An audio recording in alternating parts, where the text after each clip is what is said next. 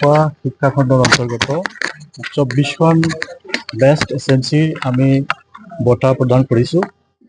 বিভিন্ন ডেভেলপমেণ্টেল ইণ্ডিকেটাৰ্ছৰ ওপৰত পাৰফৰ্মেঞ্চৰ ভিত্তিত এইটো জিলা পৰ্যায়ত বাছনিতে 27 এছএমচিক মানে বেষ্ট এছএমচি বুলি তেওঁলোকে স্বীকৃতি দিছিলে। আৰু জিলা পৰ্যায়ত 3খন স্কুলৰ মানে আগতে এইটো বঁটা প্ৰদান কৰা হৈছিলে। বাকী 24খন আজি আমি আনুষ্ঠানিক পৰ্যায়ত আমি ইয়াতে মাতি আনিছোঁ। কিমান স্কুল আছে আমাৰ শিক্ষাখণ্ডত? এইটো আমাৰ 347 স্কুল আছে। তাৰ মাজত আমাৰ 27খনৰ বেষ্ট এছএমচি আমাৰ এইটো আইডেণ্টিফাই হৈছিলে। স্কুলৰ যিটো ডেভেলপমেণ্টেল ইণ্ডিকেটাৰ্ছ সেইটোৰ ওপৰত ভিত্তি কৰি এইটো বাছনি কৰা হৈছিলে। চ' আমি এইটো আনুষ্ঠানিকতাৰ ক্ষেত্ৰত মিডিয়া পাৰ্চনকো মাতিছিলোঁ, সেইটো কাৰণে গুড মেছেজটো যায়। আমাৰ বিচাৰি হিচাপে চব এছএমচিয়ে যেনে ভাল হয় ফিউচাৰত। ত' আমাৰ স্কুল ভাল হ'লে আমাৰ ফিউচাৰটো ডেভেলপমেণ্ট হ'ব, এডুকেশ্যন ব্লকৰো ডেভেলপমেণ্ট হ'ব।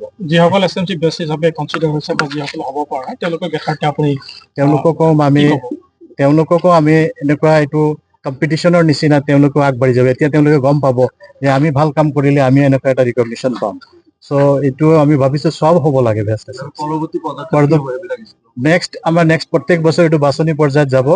থ্ৰু দিছ মেকানিজম আমি আকৌ প্ৰত্যেক ক্লাষ্টাৰৰ পৰা এটা বেষ্ট এছএমচি আকৌ নিৰ্বাচন কৰি পঠাম।